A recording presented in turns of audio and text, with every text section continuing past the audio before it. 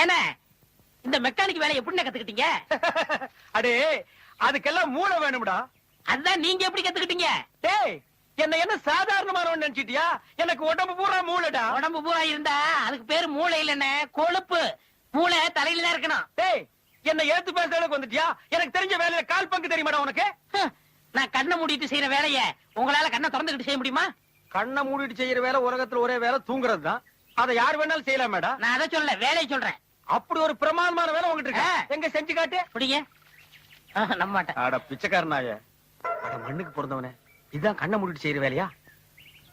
பாத்துக்கிட்டீங்களா? செய்ய பாப்போம். நான் சரியா பாக்கலையே ராஜா. பாக்கலையா? இன்னொருக்கா செய்யுமா. இந்த மாதிரி வேலையெல்லாம் எனக்கு தான் தெரியுமாக்கா. இது யாருக்கு தெரியாது பாரு. பெரிய இன்ஜினியர் வேற 7 வருஷம் உட்கார்ந்து படிக்கணும். இனிமே மெக்கானிக் ஷாப்புக்கு வந்த நான் கட்டிங் பிளேயர் வச்சு ஒவ்வொரு பல்லா